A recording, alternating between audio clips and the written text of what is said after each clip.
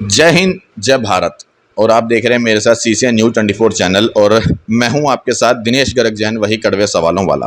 आपको बता दूं, इस समय मौजूद हूं पानीपत के अंदर और जिस कार्यालय में मौजूद हूं उस कार्यालय का नाम है रब दे बंदे कार्यालय। और मेरे साथ जो सज्जन मौजूद हैं, अभी हाल ही में इन्होंने जो है 1.5-2 महीना पहले आम आदमी पार्टी ज्वाइन की है और पहले ये भारतीय जनता पार्टी से थे। और एक खास मुलाकात करेंगे, कुछ क्षेत्रीय मुद्दों को लेकर के बात करेंगे, अहम मुद्दों को लेकर के बात करेंगे। नमस्कार जी। नमस्कार जी। एक बार अपना परिचय के साथ शुरू करेंगे। सबसे पहले तो मैं स्वागत करता हूं आपके चैनल का। जी मेरा परिचय राकेश चुग। जी। मैं हरियाणा व्यापार मंडल का प्रदेश का अध्यक्ष भी हूं और मैं विभिन्न सामाजिक और व्यापारिक संस्थाओं से भी जुड़ा हुआ हूं। स्मॉल स्केल इंडस्ट्री से भी मैं प्रेसिडेंट हूं पानीपत से। और हम एक NGO चलाते हैं रब दे बंदे संस्था, जिसमें हम लोगों को मेडिकल फैसिलिटीज़ और अदर जो प्रॉब्लम है उसके लिए हम हेल्प करते हैं। आपको एक चीज़ और बता दूं कि हरियाणा के अंदर पानीपत का एक बहुत पुराना इतिहास रहा है। यहाँ पर तीन युद्ध हुए हैं। हमारे भारत की आज़ादी को लेकर के बहुत बड़ा इतिहास रहा है पानीपत के अंदर, लेकिन आज भी हम लोग आज़ाद नहीं हैं। 15 अगस्त 1947 को सिर्फ हमारा भारत देश आज़ाद हुआ था, लेकिन हम लोग आज भी आज़ाद नहीं हो पाए हैं। क्यों? क्योंकि अपनी सच की आवाज़ उठाने में भी डर लगता है, हमें रोका जाता है सच की आवाज़ उठाने में भी। अच्छा, कुछ कड़वे सवालों के साथ शुरू करूँगा, कोई दिक्कत तो नहीं? नहीं, कोई प्रॉब्लम नहीं है। ठीक है। अभी पीछे आपने 1.5-2 महीना पहले आम आदमी पार्टी शुरू की। क्या रीज़न था कि आपने आम आदमी पार्टी शुरू करी और बीजेपी छोड़ दी? देखिए, मेरा जो तकरीबन सोशल और राजनीतिक, मेरे को तकरीबन 15 से 16 साल हो गए इसी फील्ड में, राजनीति में भी और सोशल में भी। ठीक है। समाज सेवा में। तो मेरी लड़ाई पहले दिन से जो है वो भ्रष्टाचार के खिलाफ है। भ्रष्टाचार, जोर जुल्म और अव्यवस्था जो सिस्टम, कुल मिलाकर के 15 से 20 साल हो गए आपको भ्रष्टाचार के खिलाफ लड़ते हुए, लेकिन आज भी आपके ही घर के सामने, आपके ही कार्यालय के सामने भ्रष्टाचार पड़ा हुआ है। मैं वही बता रहा हूँ। इसीलिए मैं चाहे किसी मंच पर रहा हूँ, चाहे वो बीजेपी में रहा हूँ या मैं व्यापारिक संगठनों से जुड़ा हुआ हूँ, चाहे मैं सोशल से हूँ, हमारी लड़ाई पहले दिन से भ्रष्टाचार के खिलाफ है। और ये जब तक हम इसको जड़ से मिटा नहीं लेते, जब तक हमारी लड़ाई है इसी प्रकार जारी रहेगी। कितने साल आप बीजेपी में रहे? मैं तकरीबन 7 साल बीजेपी में रहा। और जिसलिए हमने बीजेपी ज्वाइन की थी। इसके अलावा और कोई राजनीतिक पार्टी? जी, मैंने तकरीबन 7-8 साल मैं हरियाणा जनहित कांग्रेस में रहा। उसके बाद हमारा गठबंधन हुआ भाजपा से, तो उस समय फिर मैंने बीजेपी ही ज्वाइन कर ली। अब बताओ, ऐसे आपने खुद पार्टियां लगातार चेंज करी, पहले आप कांग्रेस में रहे, फिर आप बीजेपी में आए, अब आप आम आदमी पार्टी में, कैसे जनता भरोसा कर ले कि वाकई आप काम करेंगे क्षेत्र के लिए? देखिए, होता क्या है, जब हम किसी को इस्तेमाल करते हैं ना, उसके बाद पता लगता है कि वो क्या था। क्योंकि हरियाणा जनहित कांग्रेस तो मर्ज हो गई ना, कांग्रेस के अंदर मर्ज हो गई, और कांग्रेस का जो इतिहास है वो भ्रष्टाचार से भरा हुआ था। फिर आपने ज्वाइन क्यों की थी कांग्रेस? नहीं, मैंने कांग्रेस ज्वाइन नहीं की, हरियाणा जनहित कांग्रेस ज्वाइन की। ठीक है। मैंने कांग्रेस नहीं ज्वाइन की। हम जनता कांग्रेस से दुखी थी, 70 सालों से दुखी थी, तो हमने हरियाणा जनहित कांग्रेस में काम किया। वो सिस्टम था, जो व्यवस्था थी, उसके खिलाफ ही हमने हरियाणा जनहित कांग्रेस से हमने काम की स्टार्टिंग करी। लेकिन हरियाणा जनहित कांग्रेस के अंदर मर्ज हो गई और हमने वो पार्टी बनाई भी कांग्रेस के ही खिलाफ थी। लेकिन किन्हीं कारणों से वो हमारे कुलदीप बिश्नोई जी ने कांग्रेस ज्वाइन कर ली, तो मैं भाजपा। क्या कारण रहे थे उन्होंने, मतलब उस भ्रष्टाचार पार्टी के साथ मर्ज कर लिया, जिसे आप भ्रष्टाचारी बता रहे हो कांग्रेस को? देखिए, उस समय भाजपा के साथ गठबंधन था और कुछ सीटों के तालमेल को लेकर बातचीत सिरे नहीं चढ़ पाई। जो सुप्रीमो मांगते थे वो इन्होंने नहीं दिया, तो वो गठबंधन टूट गया। तो मैंने उस भ्रष्ट पार्टी में जाने की बजाय, उस समय नरेंद्र मोदी जी का बहुत क्रेज था और भ्रष्टाचार के खिलाफ जो है पूरे भारत को उम्मीदें थी। हमारे प्रदेश में भी, शहर में भी, हर जगह जो है हमें उम्मीदें थी। एक नई किरण दिख रही थी कि भाई हमें जो है भ्रष्टाचार से मुक्ति मिलेगी, जो ये सिस्टम है ये बदलेगा। मोदी मोदी मोदी जी बदलाएंगे। जी, लेकिन हुआ क्या, हमने 7 साल में देखा कि जो 70 साल में हुआ था, जिससे हम दुखी थे, उसके रिकॉर्ड 7 साल में टूट गए। अच्छा, क्या हुआ था 70 साल में जो 7 साल में टूट? 70 साल में जिस प्रकार से रोज नए घोटाले आते थे, लाखों करोड़ रुपए के घोटाले आए, उन घोटालों से ही तंग होकर जनता ने जो है इतना भारी बहुमत दिया था भाजपा को। अच्छा, क्या कांग्रेस के राज में विकास नहीं हुआ? नहीं, विकास हुआ, लेकिन आप ये भी देखिए ना कि स्वर्गीय राजीव गांधी जो प्रधानमंत्री थे, वो भी ये बोलते थे कि जो हम 1 रुपया भेजते हैं, उन्हीं की सरकार थी, और वो कहते थे कि हम 1 रुपया भेजते हैं, 15 पैसे जमीन पर जाता है।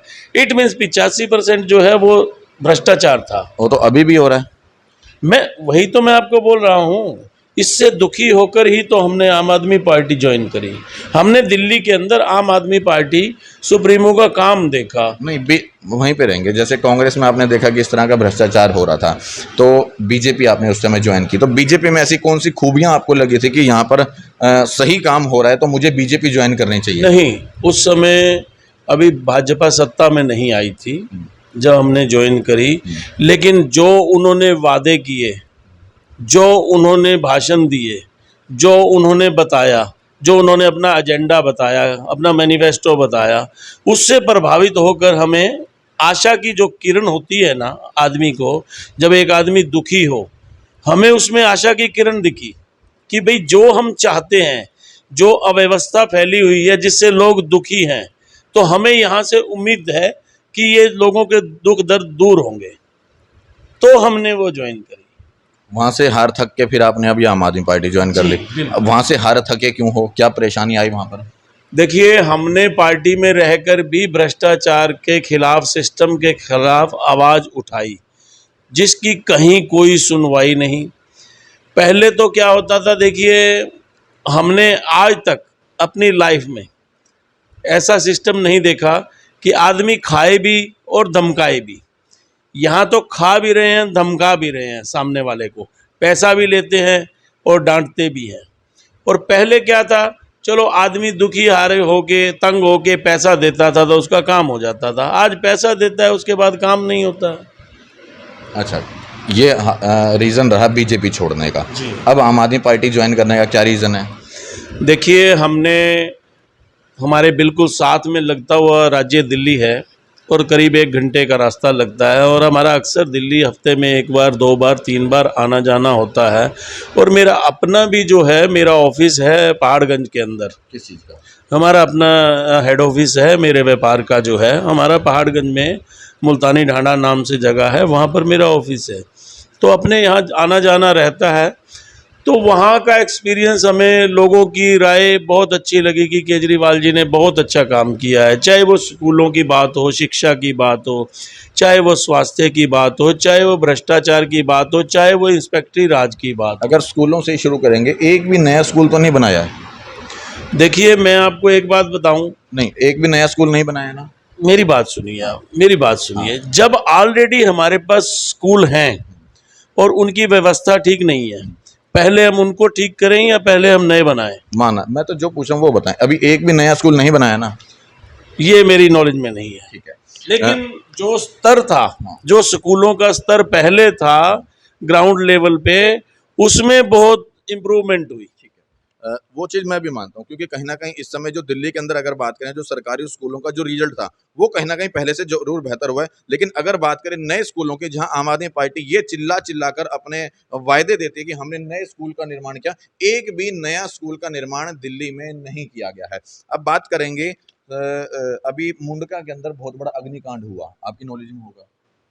हाँ, दिल्ली के अंदर, मुंडका जी। के अंदर अग्निकांड हुआ, और बहुत से यूपी और बिहार के, फिर बताना चाहूंगा कि हम लोग सिर्फ कैमरे और माइक पर बोल देते हैं, लेकिन उनका दुख दर्द वही लोग जानते हैं जिनके घर में ये हादसा हुआ है। उसके अंदर भी आम आदमी पार्टी पूरी तरह शामिल रही, क्योंकि फायर ब्रिगेड आम आदमी पार्टी के हाथ में है, फायर का जो डिपार्टमेंट है, लेबर इंस्पेक्टर आम आदमी पार्टी के हाथ, दिल्ली सरकार के हाथ में। उसके बावजूद भी वहां पर इतने कर्मी काम कर रहे थे, तब भी लेबर इंस्पेक्टर ध्यान नहीं दे रहा था क्या, या रिश्वत लेके जा रहा था? नहीं, रिश्वत तो मैं आपको बता दूं, रिश्वत वाली बात जो है क्योंकि मैं खुद, मेरी बवाना के अंदर अपनी फैक्ट्री है, मेरी अपनी फैक्ट्री बवाना दिल्ली के अंदर ही पड़ता है। सेक्टर 2 के अंदर मेरी अपनी फैक्ट्री है। आज 6 साल से हमारी अपनी फैक्ट्री है। मुझे तो आज मुंडका की बात करते हैं ना, आपकी फैक्ट्री में नहीं आएंगे क्योंकि आप खुद आम आदमी पार्टी ज्वाइन कर सकते हो, आपके पास आके मरना थोड़ी उनको। आप ये बताएं, मुंडका अग्निकांड में मेरी बात सुने, मुंडका अग्नि, हाँ मेरी फैक्ट्री 6 साल से है। हाँ। मेरे को ज्वाइन किए तो मात्र 2 महीने हुए हैं। हो सकता है आप लीगल तरीके से कैसे कर रहे हो, फिर क्यों आएंगे वो आपके नहीं, पास? हम कोई भी काम करते इलीगल तो नहीं कर रहे ना उसमें, नो, तो फिर आएंगे कैसे? मैं तो वहां की बात कर रहा हूँ जहां मुंडका में इलीगल तरीके से इतने सारे मजदूर काम कर रहे थे और लेबर इंस्पेक्टर ने जांचा नहीं। देखिए, कुछ एरिया दिल्ली के अंदर भी ऐसे हैं जो जांचना चाहिए था। हाँ बिल्कुल जांचना चाहिए था। ये दिल्ली सरकार की सही मायने में बहुत बड़ी लापरवाही है। अगर दिल्ली सरकार, आम आदमी पार्टी इस यहाँ पर सख्त हो जाती, जितने अधिकारी अब हादसे आने के बाद यहाँ पर पहुंच रहे हैं, अगर हादसा होने से पहले इंस्पेक्टर जांच कर लेता, इतने जो लेबर काम करिए, अगर इतनी लेबर किस तरह से काम करे ना काम कर रही होती तो शायद आज इतनी बेमजदूर लोगों की जान न गई होती। गलत कह रहा हूं? ठीक है। बिल्कुल। देखिए, मैं आपको बताऊं, पृष्ठभूमि जो है कुछ एरियाज की, चाहे वो दिल्ली हो चाहे वो हमारे पानीपत में भी ये प्रॉब्लम है। जो पुराने समय से लोगों ने घरों में फैक्ट्रियां लगाई, जो गरीब आदमी हैं छोटे छोटे कारखाने घरों में चलाते हैं, तो उस वजह से वो जो संकरी गलियों में जो हैं वो फैक्ट्रियां रह गई। चाहे वो हमारे पानीपत में भी ये प्रॉब्लम आती है, कई बार यहाँ भी फायर होती है या इंसिडेंट होते हैं, तो उसका कारण मेजर कारण यही है क्योंकि वो फैक्ट्रियां पुराने टाइम की लगी हुई हैं। उसके बाद सरकारों को ये चाहिए कि इन जो जहाँ पर ये घटनाएं घटती हैं, जहाँ पर ये मूलभूत सुविधाएं नहीं हैं, उनके लिए सरकारें अगर सेक्टर बसाए और बढ़िया तरीके से उनको बसाए तो मैं कहता हूँ बहुत अच्छा होगा। अब ये बताओ, मैंने आपको केजरीवाल जी की ये सच बताया कि जब लेबर जो डिपार्टमेंट है वो दिल्ली सरकार के अंडर में आता है और दिल्ली सरकार के अंडर में जो लेबर डिपार्टमेंट आता है उसने इतनी बड़ी लापरवाही कर दी कि बिना ये देखे कि यहाँ पर कितनी लेबर काम कर रही है, 4 मंजिला वो इमारत है और वहाँ पर अगर वहाँ पर वो इंस्पेक्शन करने गया है तो भी उसने देख करके नज़रअंदाज किया, और अगर वो नहीं गया है तो बिल्कुल बेवकूफ़ी करी है कि वहाँ पर फैक्ट्री इस तरह की कैसे चल रही है। तो कहीं ना कहीं बिना इसके तो काम नहीं होगा। देखिए, मेरे संज्ञान में ये है कि उस एरिया के जो अपना स्टाफ था, लेबर स्टाफ था, उसके ऊपर कड़ी कार्रवाई हुई है। उसके बाद हाँ, होनी चाहिए, बिल्कुल उसके ऊपर मर्डर चार्ज लगना चाहिए क्योंकि उसी की वजह से इतने गरीब जो है मजदूरों ने अपनी जान गंवाई है। गलती नहीं थी मजदूरों की, यूपी और बिहार से आकर के मजदूरी कर रहे थे 5-5, 7-7 हजार रुपए को लेकर के, और दिल्ली में आकर के भ्रष्टाचार के अंदर लिप्त हो जाते हैं और वो अपनी जान गंवा बैठते हैं, और इस तरह के लेबर इंस्पेक्टर के ऊपर मर्डर चार्ज लगना चाहिए। अब बात करेंगे फायर डिपार्टमेंट की। जब फायर डिपार्टमेंट भी, जब भी कोई फैक्ट्री वहां पर चालू की जाती है किसी भी जगह पे, तो फायर डिपार्टमेंट पहले सर्वे करता है कि वहां पर इस तरह के इंतजाम हैं या नहीं है। तो बिना फायर डिपार्टमेंट के एनओसी के वहां पे फैक्ट्री किस तरह से चल रही है? मैंने आपको वही बताया ना, उस समय शायद फायर ब्रिगेड भी किसी शहर में एक होती थी। आज से 50-50, 60-60 साल पहले के वो कारखाने लगे हुए हैं, छोटे कारखाने हैं। तो ये उस समय के हैं कि अब उन गलियों में फायर ब्रिगेड कैसे जाए? बहुत बड़ा रोड है, आपने इसका मतलब वो जगह पे जाके देखा नहीं है? मैं वहां नहीं गया। मौके पे नहीं गए हो आप? नहीं, मैं मैं बता मौके दूं, पे नहीं वो गया। बहुत चौड़ा रोड है वहां लेकिन पर। मुझे ये पता है कि उसमें जो दोषी लोग थे उनके खिलाफ कड़ी कार्रवाई हुई है। कार्रवाई तो होनी बनती है और उनके ऊपर कड़ी से कड़ी सजा उन लोगों को मिलनी चाहिए। अच्छा, एक और बात मैं जानना चाहूँगा, जो परिवार हादसे में शिकार हुए, हालांकि वहाँ पर केजरीवाल जी ने भी अपनी एक घोषणा कर दी है और प्रधानमंत्री जी ने भी अपनी एक घोषणा की उनके मुआवजे के लिए, और तमाम नेताजी लोग वहाँ पहुँचे, लेकिन जिस जगह पर जिस जगह पर वो लोग, परिवार के जो लोग रह रहे हैं, वहाँ पर अभी तक कोई भी नेता, कोई भी अधिकारी नहीं पहुँच पाया है। क्या उनके घर परिवार तक भी पहुंचना चाहिए था केजरीवाल जी को, या बड़े अधिकारियों को, या नहीं जाना चाहिए था? नहीं, पहुंचना चाहिए। देखिए, जहां मानवीय त्रासदी हुई है वहां पर कोई भी सरकार हो, चाहे वो आम आदमी पार्टी की हो चाहे किसी की भी सरकार हो, उनको जाना चाहिए। अच्छा, दूसरी चीज, वाकई सच्चाई है क्योंकि मुख्यमंत्री केजरीवाल जी और प्रधानमंत्री जी और बड़े जितने भी नेताजी हैं, उन्होंने सबने वायदा तो किया है, मुआवजे का देने की बात तो करी है, लेकिन अभी तक भी 7-8-9 दिन से ऊपर हो चुका है, अभी तक भी इनको कोई भी मुआवजा तक नहीं मिला है। अच्छा, ये मुआवजा मिलने में देरी क्यों हो रही है? मुआवजा अभी तक मिल जाना चाहिए था नहीं? क्योंकि इस समय उन लोगों को रोजी रोटी की सबसे ज्यादा दिक्कत है, परेशानी है, क्योंकि जो परिवार का बंदा काम करता था, पूरा परिवार जिस पर निर्भर था, वही नहीं रहा। देखिए, उस एरिया में मेरा कभी शायद आना जाना नहीं हुआ, और वहाँ की क्या परिस्थिति है, क्या स्टेटस है, करंट स्टेटस क्या है। मैं बता रहा हूँ कि वो लोग बहुत मिडिल क्लास के हैं, उनके पास सुबह की रोटी है तो रात की नहीं है। मैं देख के आया हूँ, सुबह की रोटी है तो रात की नहीं है। वो लोग हाथ पसारे खड़े हैं, इंतजार कर रहे हैं। तभी तो वो 5-5, 7-7 हज़ार रुपये में जॉब कर रहे थे, यहाँ पर नौकरी कर रहे थे। उसके बावजूद जो भी नेताजी ने, जिस मुख्यमंत्री जी ने, प्रधानमंत्री जी ने जो भी मुआवजे की घोषणा की, उसको मुआवजे को कितने दिन में या कितनी जल्दी एक तो मिल जाना चाहिए था। और अगर इंस्टेंट नहीं मिल पा रहा है, वो अगर इंस्टेंट वो नहीं दे पा रहे, तो इस समय उनको जो जरूरत है रोटी की, सब्जी की, आटे की, दाल की, जो इंस्टेंट जरूरत है, उसके लिए नेताजी लोगों को काम करना चाहिए था या नहीं? क्योंकि अभी तक कोई भी नेता वहां नहीं पहुंचा उनके घर तक। देखिए, फास्ट रिलीफ जो है वो देना चाहिए। जो मतलब तुरंत जो सहायता चाहिए ज़रूरत के समय, वो कोई भी हो उसको समय पर मिलनी चाहिए। और ये धिक्कार है केजरीवाल जी, धिक्कार है मोदी जी, धिक्कार है तमाम नेताजी लोग जो वहां तक नहीं पहुंचे, उनके घरों तक उनका दुख दर्द जानने के लिए। क्योंकि एक एक घर के अंदर 5-5, 7-7 बंदे रहते हैं और जिनके ऊपर पूरा परिवार निर्भर था, वो अपनी जान गंवा चुका है इस मुंड का हादसे के अंदर, इस मनहूस फैक्ट्री के अंदर। अच्छा, अब बात करेंगे आपके कार्यालय के बिल्कुल बाहर नाले भरे पड़े हैं, जगह जगह गंद भरा पड़ा है, उसको लेकर के आप लोग क्या करते हैं? देखते देखिए हैं और नजरअंदाज कर देते हैं? नहीं, हम देखिए बहुत बड़ा शहर है पानीपत भी, ऐसा नहीं है। हम गली गली, मोहल्ले मोहल्ले घूमते हैं, जहाँ जहाँ हमें पता लगता है हम उसके खिलाफ प्रदर्शन भी करते हैं। तो आपके कार्यालय के बाहर की बात कर रहा हूँ, वहीं पे भ्रष्टाचार हो रखा है। देखिए, भ्रष्टाचार तो मैंने 2 दिन पहले ही सब लोगों को बताया है, यहाँ पर सारी पानीपत की मीडिया को बताया है कि यहाँ 4 साल पहले सफाई का ठेका मात्र 58 लाख रुपए था, लेकिन वो आज 7 करोड़ रुपए का पहुंच चुका है। अच्छा, आपके कार्यालय को इतने साल हो गए यहाँ पे है? नहीं, हमारा कार्यालय मेरे ख्याल हमने अभी 3 महीने 4 महीने से ये बनाया है। और 3-4 महीने से देख भी रहोगे कि आपके दफ्तर के बाहर गंद है। ऐसा नहीं है, हम तो इसकी खुद सफाई कराते हैं। फिर भी गंद है। कल बारिश की वजह से एक दिन का नहीं है ये एक दिन का नहीं है, ये पिछले कई दिनों का है। एक दिन में इतना इकट्ठा नहीं हो सकता जितना आज देख रहा हूँ मैं। नहीं, बिल्कुल ठीक बात है आपकी, मैंने खुद भी फोटो ली है, मैं आपको दिखा। नेताजी का काम है वाकई फोटो लेने का, और मीडिया वालों का काम भी फोटो लेने का है, लेकिन आप लोगों का काम सिर्फ फोटो का नहीं है, उसको हटाने का है, जो कि आपने नहीं किया अभी तक भी। आपकी बात बिल्कुल वाजिब है, लेकिन हम समय समय पर हमें जहाँ दिक्कत आती है, हम अपना जितना हमारा सामर्थ्य है। इससे आपको दिक्कत नहीं आ रही? बाहर गंद पड़ा हुआ है। बिल्कुल आ रही है, बिल्कुल आ रही है।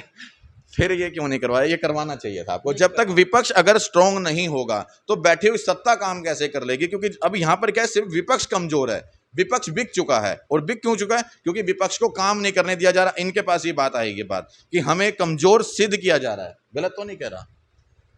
देखिए, जहाँ कोई सुनवाई ना हो, विपक्ष की सुनवाई नहीं है। जहाँ मैं कह रहा हूँ, मेरी क्या, जो ईमानदार नेता अगर कोई भाजपा के अंदर है उसी की सुनवाई नहीं है, मेरी तो क्या। तो मतलब यहाँ मैंने आपको पहले ही कह दिया कि ये लोग खाते भी हैं, धमकाते भी हैं। अच्छा, अब आपकी आंखों के सामने इतना बड़ा भ्रष्टाचार हो गया, कहीं लाखों रुपए का गबन हो गया उसके अंदर, क्या करेंगे उसके लिए? आप यहाँ करोड़ों का गबन हो रहा है, आप लाखों की बात। अब क्या करेंगे उसके लिए? हम तो आवाज़ ही उठा सकते हैं, हम तो प्रदर्शन कर सकते हैं। हम तो जहाँ तक हमारी पहुँच है, हम वहाँ तक इसकी आवाज़ उठाते हैं। लेकिन इस राज के अंदर कोई सुनने वाला नहीं है, कोई बात नहीं सुनता, ना अधिकारी सुनते, ना सरकार सुनती, ना नेता सुनते, सब मलाई चाटने के लिए लगे हुए हैं। आप नहीं मलाई चाटोगे? बिल्कुल नहीं चाटेंगे। अगर मलाई चाटनी होती तो फिर हम इन्हीं के साथ रह के चाट लेते। अब 15 से 20 साल हो गए आपको, राजनीति में भी है। पहले आपने बताया कि किसी कांग्रेस दल था जो उसमें थे, फिर आप बीजेपी में आए, अब आप आम आदमी पार्टी में। तो जब आपका अपना ही कोई इस समय अस्तित्व नहीं कि बार बार पार्टी चेंज करते जा रहे हो। हमने 7 साल सत्ता में रहकर हाँ, अगर मलाई नहीं चाटी हाँ। और हमें वो व्यवस्था बुरी लगी, तो अभी तो राज चल रहा है, 2.5 साल की सरकार पड़ी है मालिक, तो हमने तो ठोकर मार दी ना। तो अब दूसरी पार्टी में तो ज्वाइन कर लिया। आपको पता है वो उभरती हुई पार्टी है, वो जगह जगह अपना इस समय। और क्या ऐसा है, देखिए, वो भविष्य के गर्भ में है। आपने कभी देखा है कि पेट वाले के चक्कर में कोई गोदी वाला छोड़ देता है क्या? तो हमने तो गोदी वाला छोड़ दिया, क्योंकि आपको पता है ना उसका भविष्य है, और वो तो अंधकार में है। ऐसा नहीं है, जो पेट में था वो तो ऐसा नहीं है। मैंने आपको बताया, हमारा एक्सपीरियंस कह रहा है। दिल्ली के अंदर आज मेरी 6 साल से फैक्ट्री है। दिल्ली में एक भी सड़क सही नहीं है अभी भी। नहीं, ऐसा नहीं है। हाँ। ऐसा नहीं है, आप मेरे साथ चलिए। आज अभी की स्थिति में आपको दिखाता हूँ, पानी भरा हुआ है सड़कों के ऊपर। आज बारिश आई है ना सुबह, पानी भरा हुआ है सड़कों पे, दिखाऊं वीडियो? नहीं वीडियो मैं जब खुद जाता हूँ दिल्ली में, तो फिर आपको तो पता होगा, जिस जगह पे आपकी फैक्ट्री पहाड़गंज में, वहां संकरी गलियां, पतली पतली जगह, डेली जाम लगता है उस अंदर जगह। है। पहाड़गंज में भी आपका कार्यालय है ना? जो वो बाजार हैं, हाँ। पहाड़गंज वाले जो बाजार हैं, आए दिन चोरियां होती है वहां पे, आए दिन लाइट खराब रहती है, आए दिन जाम रहता है, आए दिन महिलाओं के साथ छेड़खानी होती है वहां पर। देखिए देश की राजधानी है और जितना व्यापारी वर्ग है पूरे देश का परचेजिंग करने के लिए उस 2-3 पुराने जो एरिया है, चाहे वो सदर बाज़ार है, चाहे वो पहाड़गंज है या आपका आज़ाद मार्केट है, ये जो पुराने बाज़ार हैं, यहाँ पूरे देश से लोग आते हैं, तो भीड़ तो ऑटोमेटिक रहेगी ना। ऐसे में जाम की स्थिति को हटाने के लिए, महिलाओं की सुरक्षा के लिए क्या किया केजरीवाल जी ने? आधे से ज्यादा कैमरे दिल्ली के खराब पड़े हैं अभी भी। नहीं, ऐसा नहीं है, ऐसा नहीं है। दिल्ली में क्राइम रेट घटा है, पहले से घटा है। आप डाटा उठा के देखिए ना, पहले से क्राइम रेट घटा है। कितना क्राइम रेट घटा है अभी? देखिए एक्यूरेट फिगर मेरे पास नहीं है, लेकिन क्राइम रेट पहले से घटा है और महिलाओं के लिए सरकार ने काम ही काम किया है, चाहे वो रोजगार की बात हो, चाहे वो अभी पीछे वीडियो वायरल हो रही थी, आपके दिल्ली सरकार के मार्शल ने बस के अंदर छोटी सी लड़की का नंबर मांगा है, मार्शल ने महिला मार्शल को हाथ मारा गया है। नहीं, ये मेरे संज्ञान में ऐसा कोई मामला नहीं है। दिल्ली के अंदर पानी की गंदगी इतनी आ रही है, पानी नहीं आ रहा है, पानी जो आ रहा है वो गंदा आ रहा है, परेशान है लोग बाग। नहीं, आप पहले आज की बात बता रहा हूँ, आज की। देखिए पिछली सरकारों के मुकाबले आप देखिए तो पानी की क्वालिटी में भी और पानी की सप्लाई में भी सुधार हुआ है। आप सुधार हुआ है? नहीं, आप देखिए, दिल्ली की जनता गंदा पानी पी के मर रही है, आप नेताजी कह रहे हो कि क्या नाम है, पानी की सुधार हुआ है। अच्छा, मुख्यमंत्री केजरीवाल जी ने अपने घर पे आरओ लगा रखा है, उसके बावजूद दिल्ली की जनता को गंदा पानी पिला रहे हैं वो। नहीं, जहां भी पानी की सप्लाई हो रही है, स्वच्छ पानी की सप्लाई हो रही है। मतलब आपको लगता है दिल्ली के अंदर स्वच्छ पानी आ रहा है पूरी दिल्ली में? जब मैं खुद वहां रहता हूँ, हफ्ते में 2 दिन मैं वहां रहता हूँ। अच्छा, इस समय पूरी दिल्ली में स्वच्छ पानी आ रहा है, आप ये कह रहे हो? हाँ बिल्कुल आ रहा है। मैं बोल रहा हूँ कि जब मैं वहां रहता हूँ। एक बार वीडियो इस मोबाइल को एक बार बंद होने के बाद मैं आपको वीडियो दिखाता हूँ और फिर बताना उसके अंदर क्या हालात है वहाँ के पानी।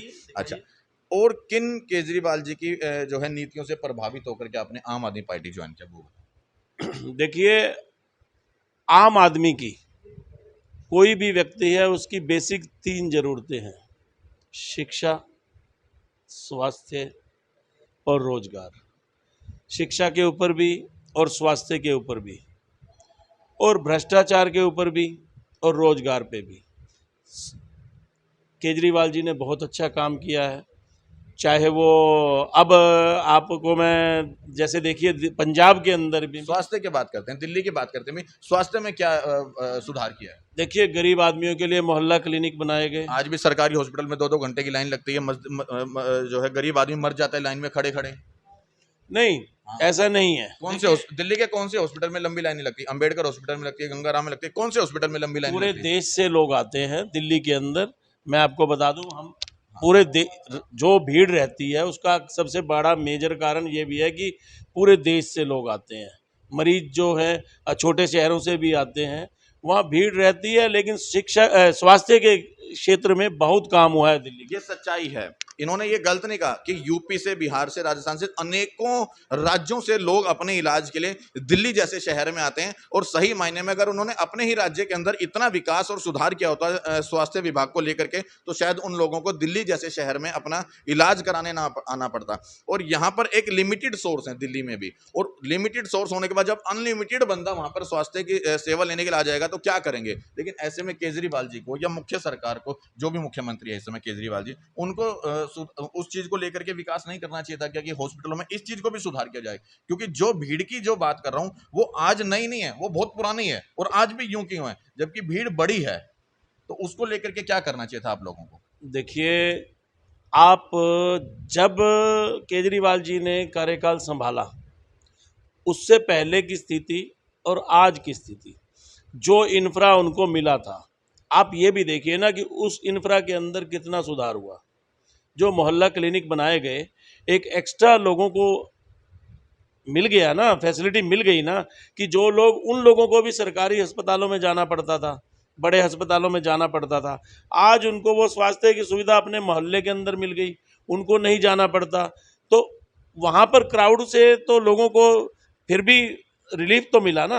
आप ये देखिए उस समय की स्थिति और आज की स्थिति में कितना अंतर है।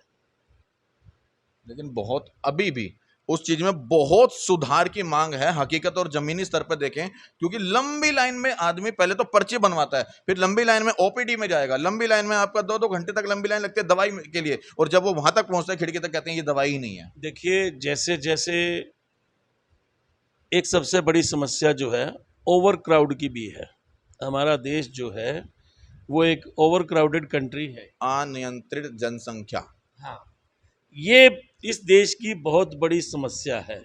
जैसे जैसे दिल्ली के अंदर सुधार हुआ, आप ये भी तो सोचिए ना, नंबर ऑफ पॉपुलेशन भी तो बढ़ते जा रहे हैं ना। अच्छा, अगर वाकई दिल्ली के अंदर या किसी भी राज्य में, मैं पर्टिकुलर दिल्ली की बात नहीं कर रहा हूँ, किसी भी राज्य की बात करें, अगर वहां पर स्वास्थ्य के विभाग में अच्छा खासा सुधार हुआ होता या वहां की स्वास्थ्य विभाग अच्छे खासा काम कर रही होती, तो क्या प्राइवेट हॉस्पिटलों की जरूरत पड़ती, बिल्कुल भी नहीं जरूरत पड़ी, प्राइवेट स्कूलों की जरूरत पड़ती? बिल्कुल भी नहीं जरूरत। लेकिन दोनों की जरूरत है ना दिल्ली में अभी भी। तो नहीं, दोनों की अगर जरूरत है तो सीधी लाजमी बात है कि उनके अंदर कहीं ना कहीं अभी भी सुधार स्वास्थ्य में भी और शिक्षा में भी मांग रही है दिल्ली। मैंने तो आपको कहा, टाइम बिंग जैसे जैसे समय बीतता जाएगा हमारी रिक्वायरमेंट बढ़ती जाएगी, क्योंकि जो पॉपुलेशन पे कंट्रोल नहीं है, उस हिसाब से नंबर ऑफ पॉपुलेशन भी तो बढ़ ही रहा है ना। इसको लेकर के दिल्ली सरकार को क्या मतलब नियम लगाने चाहिए जो पॉपुलेशन बढ़ रही है? नहीं, ये तो केंद्र सरकार का काम है ना, राज्य सरकार का तो इस पे कोई वो अधिकार ही नहीं है, उसके अधिकार क्षेत्र क्या में। क्या करना चाहिए केंद्र सरकार को इसके ऊपर, क्या नियम आपके देखिए, हिसाब से लगाने चाहिए? हमारे हिसाब से सबसे पहला काम जो है, जो केंद्र के पास है, जनसंख्या कानून ही होना चाहिए। सबसे पहला काम, जो अदर काम इन्होंने किए, चाहे वो जीएसटी का काम हो, चाहे नोटबंदी का, उनकी अभी इतनी कोई जरूरत नहीं थी। मतलब आपको लगता है वो फैसले गलत लिए? वो फैसले बिल्कुल गलत लिए गए। तो अगर वो सबसे पहला फैसला, चाहे नरेंद्र मोदी की आप पिछली वो जनसभाएं उठा के देख लो 2014 से पहले की, उन्होंने हर जगह कहा कि हम जनसंख्या कानून लाएंगे। आज 8 साल हो गए, कहाँ जनसंख्या कानून है? तो ये एक बहुत बड़ी भयावह स्थिति होने वाली है, क्योंकि जिस हिसाब से जनसंख्या बढ़ रही है, एक बहुत बड़ी समस्या देश के ऊपर आने वाली है। अभी जैसे आपने शिक्षा विभाग की बात की मुझसे कि दिल्ली के अंदर केजरीवाल जी ने शिक्षा विभाग को बहुत अच्छा किया है, स्वास्थ्य विभाग को अच्छा किया, इस करके आपने आम आदमी पार्टी ज्वाइन की है। मैंने आपको स्वास्थ्य विभाग की बताई, हॉस्पिटलों में 2-2 घंटे की लंबी लाइन लगी। अब शिक्षा विभाग की बात करता हूँ। शिक्षा विभाग के अंदर अगर केजरीवाल जी ने शिक्षा अपनी जो है विभाग है वो अगर दुरुस्त किया है, तो फिर ईडब्ल्यूएस कोटे की क्या जरूरत है कि ईडब्ल्यूएस कोटे में स्कूल में एडमिशन, जो प्राइवेट स्कूलों के लिए पेरेंट्स भाग रहे हैं अपने बच्चों के एडमिशन के लिए, ईडब्ल्यूएस कोटे के लिए भाग रहे हैं ना, पता होगा शायद आपको इस बारे में। नहीं, मुझे इसके बारे में ईडब्ल्यूएस कोटे के बारे में नहीं पता है? अच्छा, एक ईडब्ल्यूएस का कोटा है दिल्ली के अंदर, जिसके अंदर अगर नंबर या नाम उस बच्चे का अगर आ जाता है तो उसको दिल्ली सरकार पूरा खर्चा देती है पढ़ाई का, किसी भी प्राइवेट स्कूल में जब वो एडमिशन लेता है। तो लाजमी बात है अगर इस तरह की सुविधा कोई होगी तो पेरेंट्स ज़्यादा से ज़्यादा चाहेंगे वो ईडब्ल्यूएस कोटे में हमारे बच्चे का नंबर आए और वो प्राइवेट स्कूल में जाकर के पढ़े। अगर दिल्ली सरकार को अपने स्कूलों पर इतना विश्वास है, इतना कॉन्फिडेंस है कि हमने स्कूल अच्छे करे हैं, तो फिर वो ईडब्ल्यूएस का कोटा प्राइवेट स्कूलों के लिए क्यों छोड़ा है?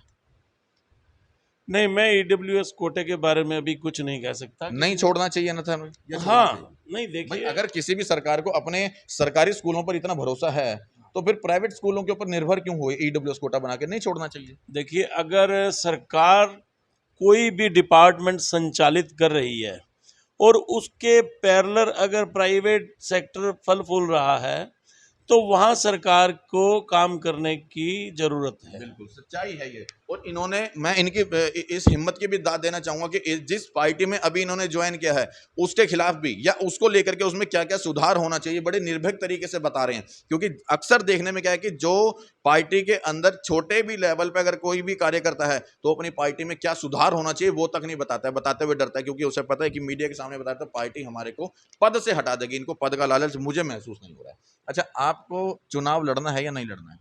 नहीं, देखिए, अगर पार्टी आदेश करेगी तो चुनाव जरूर लड़ा जाएगा। अगर पार्टी संगठन में काम करने के लिए कहेगी तो संगठन में काम आपकी करेंगे। अपनी इच्छा है कि मैं पार्षद बनूं, विधायक बनूं? देखिए, जो पार्टी चाहेगी। आपकी अपनी इच्छा क्या है? हमारी इच्छा है लोगों की सेवा करने की। फिर तो आपको और वो पार्टी हम ज्वाइन ही पहले नहीं से करनी चाहिए। नहीं। वो तो एनजीओ खोलो, एनजीओ में भी सेवा कर सकते हो, पार्टी एनजीओ में क्योंकि पार्टी में पैसा आता है, मैं आपको बताता हूँ, एनजीओ में लगाना पड़ता है पैसा जेब से। एनजीओ में हम उतना काम कर पाते हैं जितना हमारी पॉकेट अलाउ करती है, जितना हमारे पास सामर्थ्य है, जितना हमारे पास बजट है, हम उतनी सेवा कर सकते हैं। लेकिन हम जमीन से जुड़े हुए व्यक्ति हैं, कहाँ पर लोगों की ज़रूरत है, कहाँ लोग परेशान हैं, कहाँ लोग जो हैं बहुत ज़्यादा दिक्कत में हैं, वो ज़मीन पे जुड़े हुए के कारण हमें ज़्यादा पता है कि वो जो पैसा भ्रष्टाचार की भेंट चढ़ जाता है या वेस्ट चला जाता है जहाँ ज़रूरत है। अब देखिए, यहाँ पर इस शहर में जिन सड़कों की ज़रूरत नहीं है वहाँ सड़कें बनाई जा रही हैं, जहाँ लोग गिर रहे हैं, बच्चे गिर रहे हैं, खड्डे हैं, बारिश का पानी रुक जाता है, उन सड़कों की तरफ कोई सुध नहीं ले रहा। भाई सड़कें बनी हैं, बनाएंगे, तोड़ फोड़ करेंगे, जब भी तो नेताजी की जेब में पैसा जाएगा। मैं तो वही तो भ्रष्टाचार है, मूल जो जड़ है वही तो जड़ है भ्रष्टाचार की, कि जहाँ जरूरत नहीं है वहाँ पैसा पानी की तरह बहाया जा रहा है। मतलब और जब आप अगर किसी पद पे आ जाते हो तो आप नहीं करोगे किसी तरह का भ्रष्टाचार? बिल्कुल भी नहीं, बिल्कुल नहीं। हमारा जीवन बिल्कुल बेदाग जीवन है। हमेशा हम भ्रष्टाचार के खिलाफ हैं, हम खुद क्यों करेंगे? 90 से 95% नेताजी भ्रष्ट हैं हमारे हिंदुस्तान के, इसीलिए हमारा हिंदुस्तान नीचे जाता जा रहा है। बिल्कुल बिल्कुल, आपने बिल्कुल सही कहा। 90 से 95 नहीं, मैं तो 98% कहूँगा। अच्छा, एक और बड़े मुद्दे पे बात करूंगा आपसे। अभी आपके हरियाणा के अंदर पत्रकारों को प्रतिबंधित किया जा रहा है, वो ठीक है या गलत है? हम इसकी निंदा कर चुके हैं और अब भी आपके चैनल के माध्यम से भी निंदा करते हैं। देखिए, विधानसभा में आप लोग आवाज क्यों नहीं उठाते हो इसको लेकर के? हम विधानसभा में जाएंगे तो आवाज उठाएंगे ना। उठाएंगे ना? हाँ बिल्कुल इसको उठाएंगे। लेकर के आप लोगों ने क्या किया? अभी जैसे केंद्र सरकार ने कहा कि भाई पत्रकारों को प्रतिबंधित करो, जो सोशल मीडिया के पत्रकार हैं उनको प्रतिबंधित करो, और जबकि 95% पत्रकार जो बड़े चैनल के पत्रकार हैं वो बिके हुए हैं। मैं आपको सच है ना? बिल्कुल बिल्कुल सत्य है, बिल्कुल सत्य है। और देखिए, मैं आपको एक बात, छोटी सी मैं बात बताना चाहूँगा कि सोशल मीडिया से अगर जो पत्रकार जुड़े हुए हैं वो सरकार के लिए एक रिलीफ का काम कर रहे हैं, उससे बेरोजगारी तो घटती है, वो लोग अपना रोजगार तो कर रहे हैं। और बड़ा चैनल छोटे मोहल्ले में, छोटी गली में, छोटे शहर में नहीं पहुंच पाता है, तो यहाँ की समस्या वो तो यहाँ। पहुंच नहीं पाता, पहुंचेगा ही नहीं, वो बिका हुआ है। हाँ, मैं वही बता रहा हूँ। और छोटा जो चैनल है वो हमारी गली मोहल्ले की जो समस्या है या हमारे छोटे एरिया का भ्रष्टाचार है उसको वो उजागर करता है। और इस बात की बहुत बड़ी तकलीफ है इस सरकार को, और ये सरकार शायद भूल गई है कि इसी सोशल मीडिया की वजह से ही ये लोग सत्ता में आए थे। अच्छा, जो पत्रकारों को सरकारी जो है विद्यालय के अंदर या सरकारी हॉस्पिटल के अंदर जाने के लिए प्रतिबंधित किया जाता है, वो ठीक है गलत है? बिल्कुल गलत है, बिल्कुल गलत है। अगर कोई सच को दिल्ली के अंदर अभी भी सरकारी स्कूलों के अंदर प्रतिबंधित है मीडिया, यहाँ पे भी होगी। दिल्ली के अंदर की बता रहा हूँ मैं, दिल्ली के अंदर अभी भी सरकारी किसी भी भवन में अगर आपको जाकर वहाँ पे कवरेज करें तो मीडिया प्रतिबंधित है। तो केजरीवाल जी इसके खिलाफ क्यों नहीं एक्शन निकाल देते कि वहाँ पे प्रतिबंधित नहीं रहेगी? नहीं, बिल्कुल निकालना चाहिए, बिल्कुल निकालना चाहिए। सही बात यह है कि जो अभी भी हरियाणा के अंदर जो इस समय तमाम पत्रकारों के ऊपर ये गाज जो गिर रही है सोशल मीडिया के ऊपर कि वो पत्रकारिता नहीं कर सकते, ऐसे में तमाम सभी पत्रकारों से मैं एक बार अनुरोध करना चाहूंगा कि हम सबको एक होकर के इसके खिलाफ आवाज उठानी चाहिए, क्योंकि कहीं ना कहीं ये बिल्कुल हमारे ऊपर जबरदस्ती का, हम सब के ऊपर जबरदस्ती का एक प्रेशर है। आज सही मायने में लोकतंत्र के जो 4 स्तंभ है, मीडिया, चौथा जो स्तंभ है मीडिया, वो 95% बिक चुका है। और जो 5% अगर हम जैसे छोटे जो पत्रकार हैं जो सोशल मीडिया के माध्यम से सच को उजागर करते हैं, उससे वो लोग डरते हैं, घबराते हैं, उन लोगों को कहीं ना कहीं अपनी सत्ता गिरती हुई नजर आती है, जिसके कारण वो लोग उन 5% पत्रकारों के ऊपर अपनी जबरदस्ती की गाज गिरते हैं। दूसरी बात, जहां हमारे यशस्वी प्रधानमंत्री नरेंद्र दास मोदी जी जो ये बताते हैं कि हर चीज डिजिटल करते जा रहे हैं, और अगर डिजिटल जो आप लोग कर रहे हो, डिजिटल के चलते ही हम लोगों ने डिजिटल प्लेटफॉर्म ही तो है ऑनलाइन मीडिया, सोशल मीडिया का, और आप इसे प्रतिबंधित कर रहे हो, तो फिर किस प्रकार से डिजिटल करेंगे? मैंने आपको ये बताया कि जो मैंने महसूस किया 7 साल के अंदर, 8 साल के अंदर, मैंने ये महसूस किया कि ये दोहरा चरित्र है पूरे संगठन में, पूरी भाजपा के अंदर दोहरा चरित्र है। मैं तो इसको ये भी कहना चाहूँगा कि मोस्टली नंबर्स जो हैं इस पार्टी के अंदर बहरूपिया हैं। मोदी जी कैसे हैं?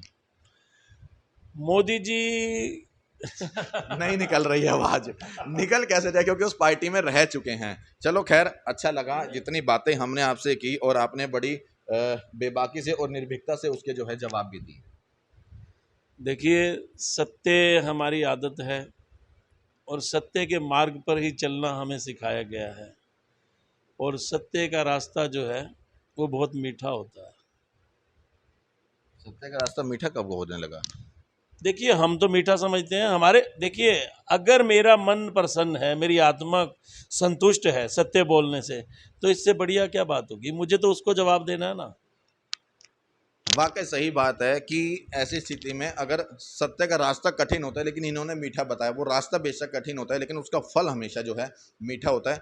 इस करके हमें जो है सही रास्ते पे चल करके, और अगर हमारी आंखों के सामने किसी भी तरह का भ्रष्टाचार हो रहा है तो उसकी हम सबको मिलकर जो है आवाज़ उठानी चाहिए। जय हिंद।